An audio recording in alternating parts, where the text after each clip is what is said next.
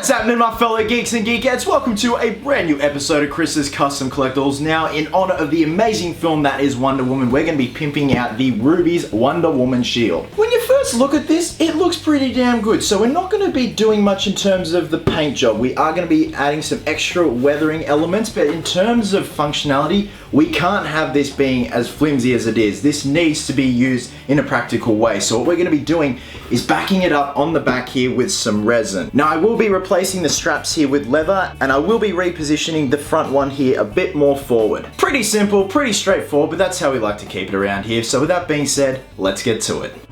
Alright geeks, my shitty commentary is back with a vengeance. So first order of business, we have to get rid of these elastic straps and the holsters that held them in place, and it was just a matter of prying them off. It's just cheap plastic. This shield, I'm pretty sure, is vacuum formed plastic. So I'm just going to grab some sandpaper and start sanding the entire surface, the inside of the shield, and that is going to help the trowel on resin adhere a lot more easily.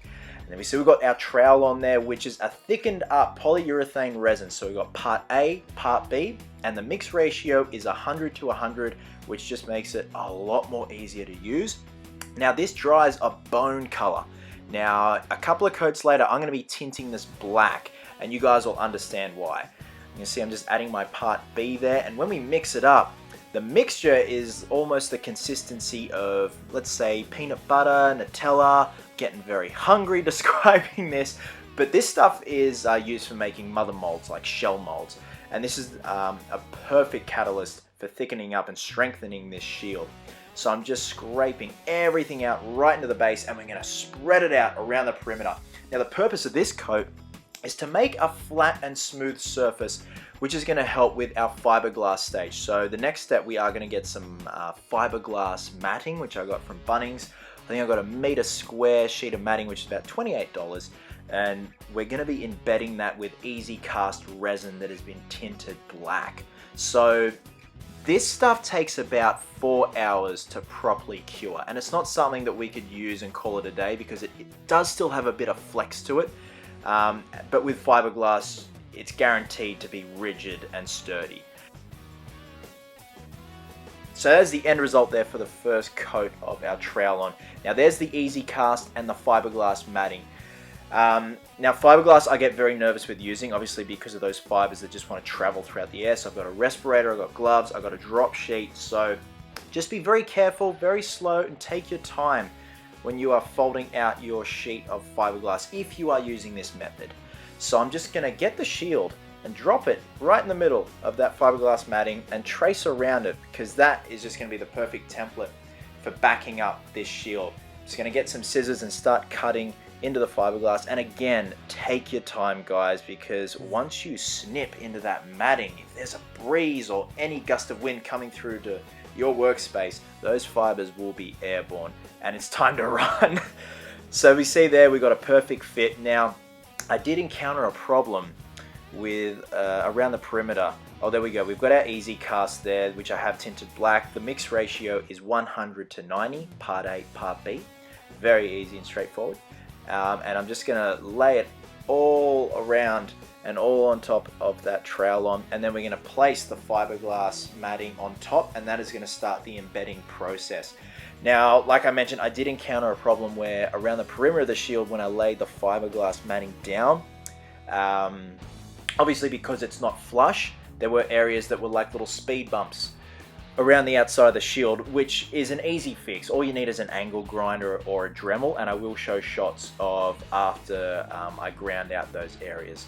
So we're just going to very gently press down. As you can see in the middle there, those black stains coming through, that's the embedding process starting, and then we can start to add the rest of our resin to the inside of the shield. And there we go. That is the first coat done. And I did attack it with an angle grinder on those speed bumps, as you can see around the outside. So the next step is to get some more trowel on, but this time it's tinted black. And there was no painting whatsoever required on the back of the shield, guys. It was all that tinted trowel on, which was great, which is, you know, one less thing to worry about, one less thing to do. It makes this whole process a lot more easier. So this now is making an even smoother surface because, as you know, fiberglass matting can be quite porous and uneven. And again, this step takes about 4 hours to properly cure. Now we're going to move on to the straps, and I just got 2 cheap belts from Kmart. These are 2 $8 belts that I got from the ladies section. Got a few weird looks, but that's totally fine. In terms of weathering, this is what you see right here. That's all the weathering that I did. Just attacked it with some sandpaper. I believe this is 120 grit sandpaper, and it's brought out all the pores in that leather, which was beautiful. And with the excess piece of leather left over from the belts, I made this rig and riveted and super glued the 2 arm straps together. And we're going to get some Loctite glue and glue that big long strap down in the middle. And then we're going to get some more trowel on, which will also be tinted black, and completely embed it into the back of the shield. So it's just gonna be, it's gonna act as insurance, I guess you could say, because this thing is gonna be used at conventions. It does cop quite a bit of stress, especially on those anchor points where the 2 straps are. So I'm just grabbing my Loctite there, and this is just to ensure that it's not gonna move around when we are using the trowel on and we are embedding it, that it's not gonna move around. So again, a bit of insurance goes a long way, guys. There we go, we've got some more tinted trowel on, and I went over the main strap, let that dry, and then I went back over on the inside of the 2 arm straps just to completely seal it up. Even though it is riveted together and super glued, again, it's for my own sanity. I feel a lot more better to know that it's completely and utterly embedded in that shield, and it's just not going to go anywhere.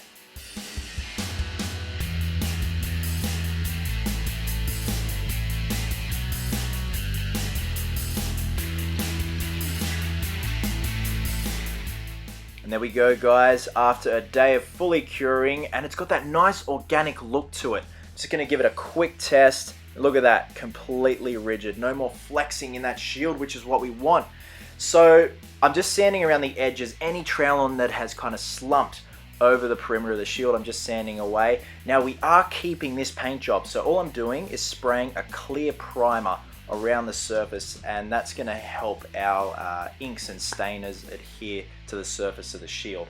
Now we're just going to be using the black acrylic wash from Testers from their Create Effects range, and just be ruthless. Like it doesn't matter how much you put on, just a little bit will do you, a lot will do you, whatever you guys want. I just want to make this thing look nasty and then bring it back a notch and have a nice sheen to it, have it nicely weathered, and have those really nice gold accents highlighted. I'm just wiping away the gross excess, and then I'm going back in with a fresh paper towel and I'm dabbing the remaining ink that is left there on the shield, and that's going to give us an organic look. If you wipe it off and leave it so, it's going to look fake, it's going to look man-made. So with a dabbing effect, it looks a lot more organic.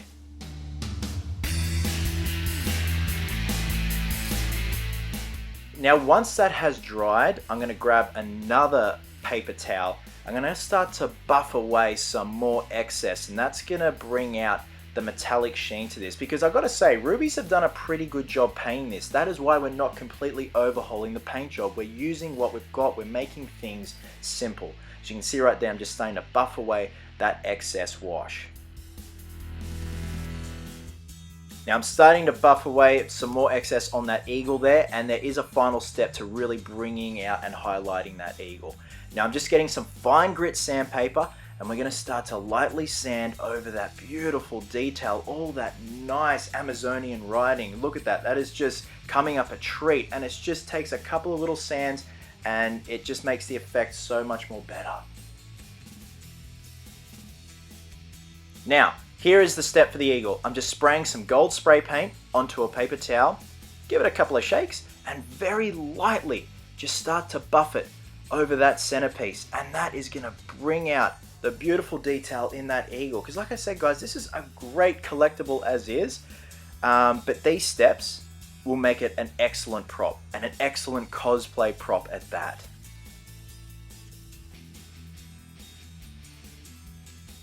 Now our final step is we got to clear coat this. We want that nice metallic sheen to it, and it's just a Rust-Oleum clear coat, and then that's it, guys. We're calling it a day, and it's time for the final reveal.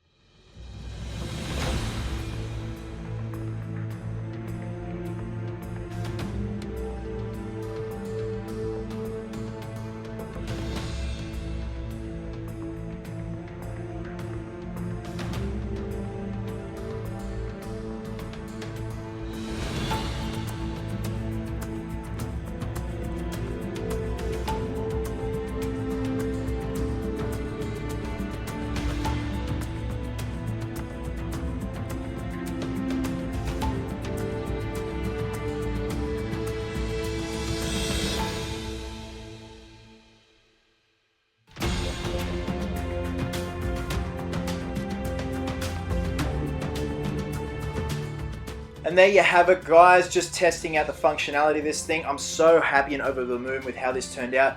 These are for my good friends Sam and Cynthia that are going to be at Supernova this weekend, so I apologize the crudeness of this video. I kind of ran out of time getting all my cosplays ready for this weekend, but I hope you guys are well, hope you guys are happy, be merry, be silly, and until next time, geeks, please always remember, cosplayers do it best.